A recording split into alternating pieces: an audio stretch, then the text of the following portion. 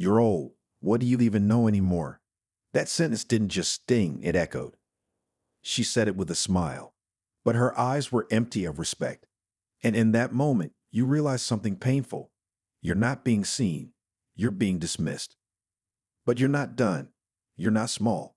And today, you take your voice back. Welcome, story family. If this story already shook your heart, don't leave. Tap like if you've ever been silenced. Subscribe so you never miss your power again. Share this with someone over 60 who needs to remember their worth, and comment where you're watching from. Let's remind the world we're still here. This video is your wake-up call. 5 powerful ways to reclaim respect, starting now. Number 1. Look them in the eye and say, "That's not okay." Because silence is not dignity, it's dismissal. It always starts the same. A tone, a glance, a sentence said just sharp enough to sting. Sometimes it's disguised as a joke. Sometimes it's casual disrespect. But the message is clear. You don't matter as much as you used to. And in that moment, most seniors do the same thing. They stay silent. They look down, smile politely, pretend it didn't happen. Why? Because they were raised to be respectful. Because they don't want to be difficult. Because they think, what's the point? But here's the truth. That silence doesn't protect you. It erases you. The first step to being respected is refusing to be diminished. If someone had the courage to speak to you in a way that made you feel small, you must have the courage to answer them. Not with shouting, not with rage, with calm, direct clarity. Look them in the eye. Let your voice be steady. And say 4 simple words. That's not okay. It sounds small, but those words do more than push back. They teach people how to treat you. Eye contact is power, especially when they expect you to look away. Many people don't realize this, but eye contact is one of the strongest forms of human authority. Children instinctively look away when they're scared. People in power use eye contact to control conversations. So when a senior refuses to avert their gaze, when they meet rudeness with steady eyes and a firm tone, they interrupt a pattern. They say, "I am not invisible. I see what you're doing, and I do not accept it." The brain responds to calm strength more than loud anger. You don't have to raise your voice. In fact, the calmer your voice, the more powerful your presence becomes. When you say, "Please don't speak to me like that," in a clear, low, and steady tone, something incredible happens. The human brain is wired to respond to certainty. Not noise, not volume, clarity. You are not confrontational. You are protecting your dignity. There's a difference between being aggressive and being clear. You're not starting a fight. You're ending a pattern. Saying "that's not okay" doesn't make you mean. It makes you seen. And the more you practice, the easier it becomes. In summary, they may be younger, louder, faster. But you have something they can't fake. Wisdom, strength, years of earned resilience. And the next time someone tries to make you feel small, look them in the eye and say, "That's not okay." Because the moment you speak up is the moment they remember who they're really talking to. Number 2, don't argue. Set a boundary. Because you don't need to raise your voice to raise your standards. Before we begin, if you haven't subscribed yet, pause, click that button, and join the story family. Because around here, we protect dignity and we speak truth that empowers. Now let's begin. You've probably had this moment before. Someone says something disrespectful, maybe loud, maybe sarcastic, maybe quiet and sharp. You feel your heart speed up, your throat tightens. Your first instinct: to explain, to argue, to defend yourself. But what if I told you that arguing with disrespectful people rarely works? In fact, it often feeds them. Disrespect loves attention. People who repeatedly cross your boundaries often want a reaction. They don't need facts. They're not looking to understand. They want control, dominance, or just to feel powerful.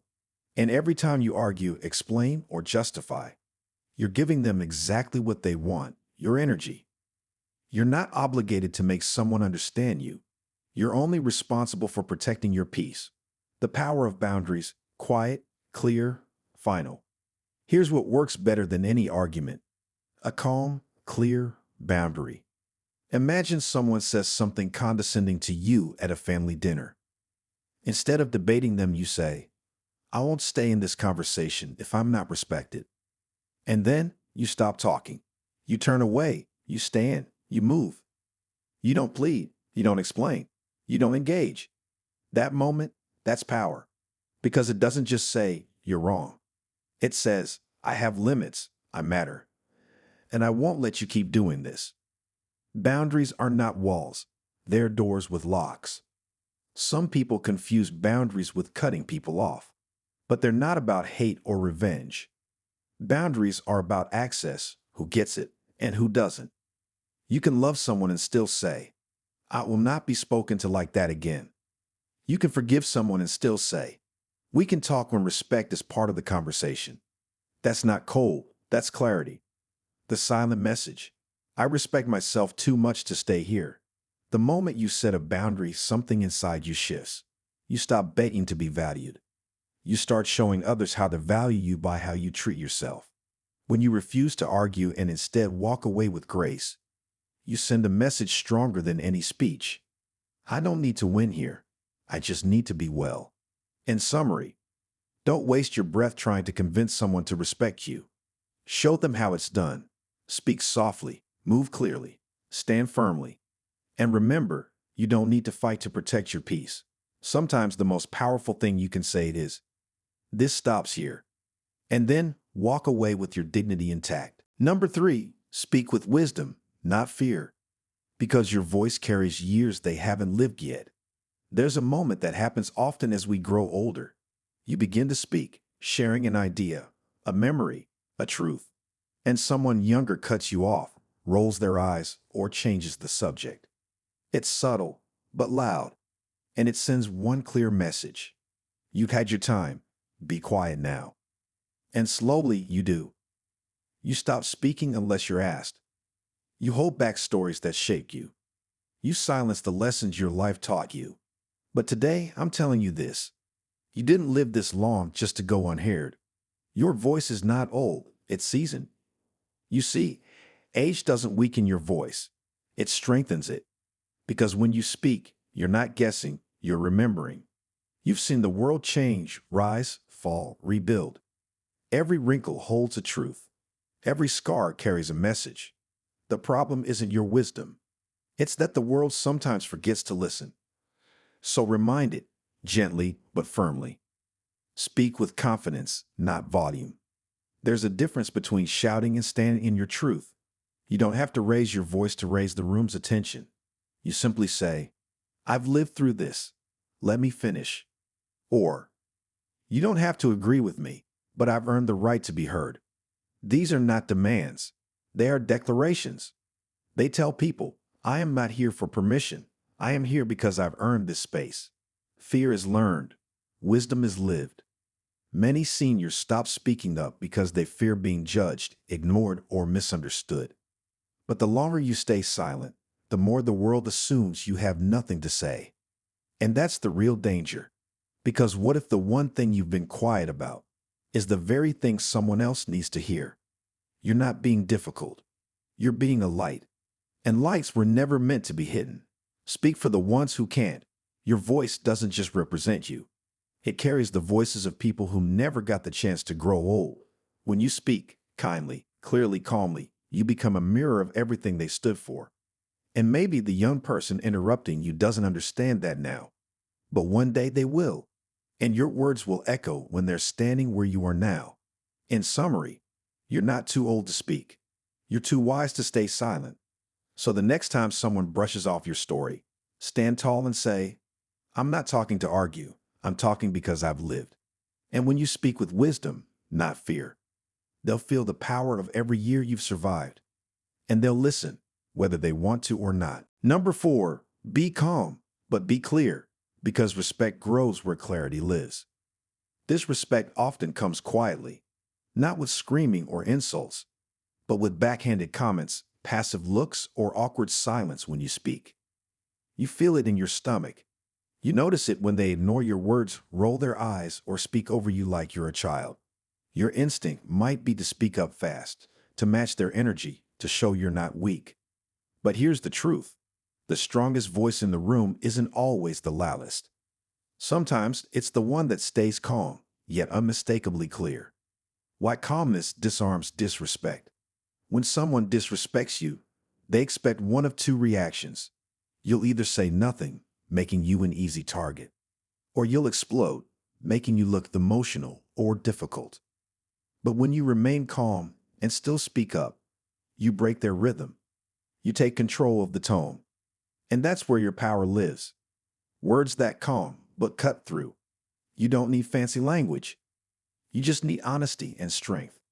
Here's what you can say when someone steps out of line. I don't find that funny. Please don't interrupt me again. Let's keep this respectful. That's not how I deserve to be spoken to. You don't have to raise your voice. Your tone can be soft, but your message, undeniable. These statements don't invite a fight. They invite reflection. Why clarity builds boundaries. Speaking calmly and clearly sends one message. I respect myself, and I expect you to do the same. Clarity means you don't backtrack. You don't over-explain. You don't soften your truth just to make someone else comfortable. And when you hold that line, people take notice, sometimes for the first time in years. They may not respond well at first. They may even push back. But in time, they will understand. You are not someone to be spoken to carelessly. Calm doesn't mean passive. Let's be clear, calm is not the same as quiet. And being calm doesn't mean staying silent. It means knowing that your voice doesn't need to be loud to be heard. It needs to be anchored in self-worth.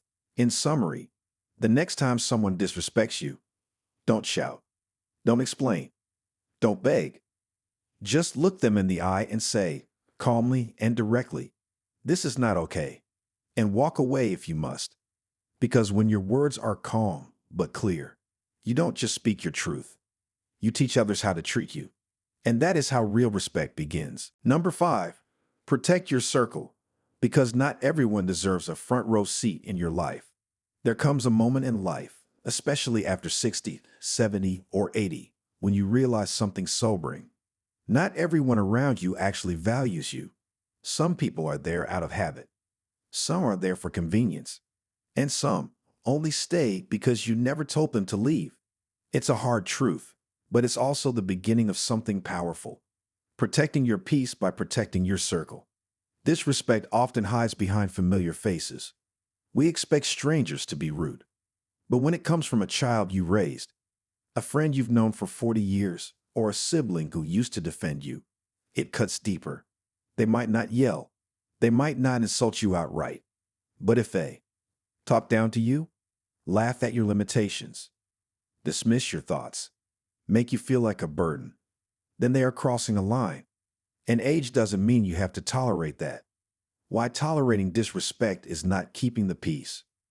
Many seniors stay silent because they don't want to cause drama. They think, I don't want to push them away, or maybe I'm overreacting. But here's what happens when you keep allowing it.